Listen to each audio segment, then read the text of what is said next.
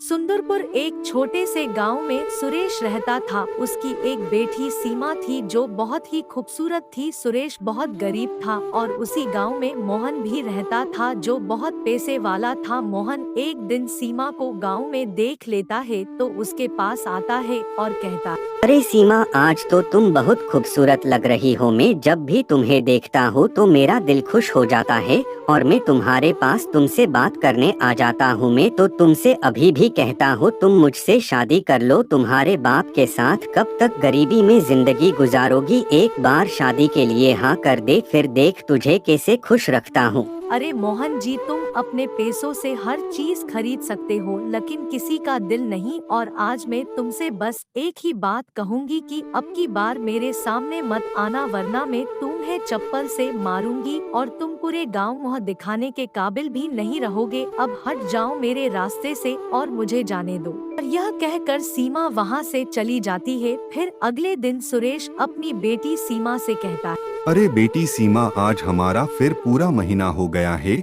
लेकिन मैंने मोहन के पैसे अभी तक नहीं दिए हैं। वो तो मोहन मुझसे पैसे मांगता नहीं है। अगर उसकी जगह कोई और होता तो अब तक हमारे घर में घुस जाता और पैसे मांगता। चलो बेटी, मैं उस मोहन के घर जा रहा हूँ। आज भी मैं उससे कह दूंगा कि मेरे पास पैसे नहीं हैं।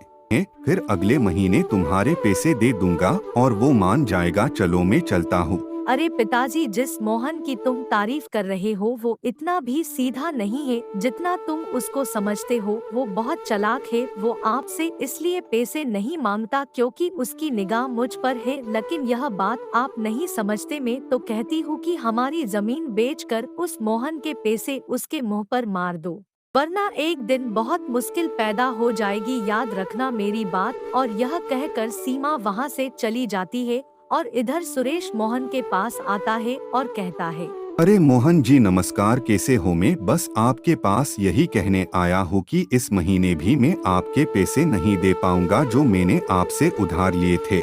अरे सुरेश जी, इस बार तो तुम्हें मेरे पैसे देने पड़ेंगे, वो भी 3 गुना ब्याज समेत। मैं इतने दिन से तुमसे पैसे इसलिए नहीं मांग रहा था ताकि मेरे दिए हुए पैसे का ब्याज बढ़ता रहे और मेरा पैसा डबल होता रहे। लेकिन अब मैंने सोचा कि तुम्हें बता दिया जाए क्योंकि तुम्हें बताना भी जरूरी है। अरे मोहन, यह तू क्या कह रहा है? तूने यह बात पहले क्यों नहीं बताई कि तेरा इतना ब्याज बन गया? अगर मुझे ऐसी याद होती तो मैं तुम्हारे पैसे कब के दे देता। तुम्हारे तो 3 गुना के हिसाब से इतने पैसे हो गए हैं कि मैं तो जमीन बेच कर भी नहीं चुका पाऊंगा। मैं मर जाऊंगा। ऐसा मत बोल, तू तो मेरा दोस्त है।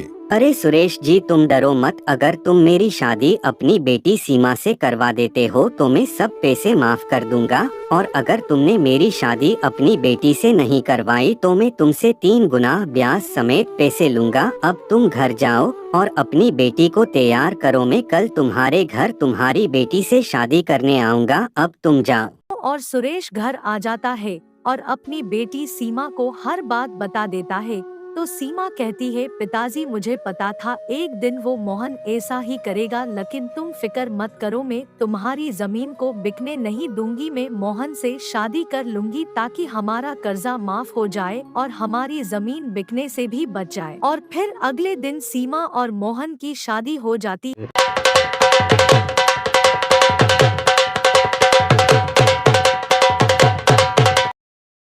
फिर रात हो जाती है तो मोहन कहता है, अरे सीमा, तुमने मुझसे एक दिन बोला था कि मैं तुम्हें खरीद नहीं सकता, लेकिन आज देखो मैंने तुम्हें तुम्हारे बाप से खरीद लिया।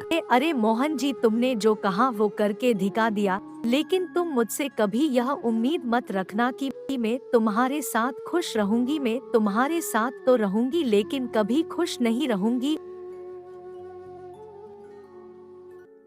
और फिर ऐसे काफी वक्त गुजर जाता है तो सीमा कहती है, यह मोहन ने मेरे साथ और मेरे पिताजी के साथ ठीक नहीं करा। मैं इसका बदला जरूर लेकर रहूंगी। आज मैं मोहन को जान से मार दूंगी। और फिर सीमा मोहन के पीछे से आती है और चाकू से वार कर देती है और मोहन को मार देती है और फिर मोहन का घर छोड़कर भाग जाती है।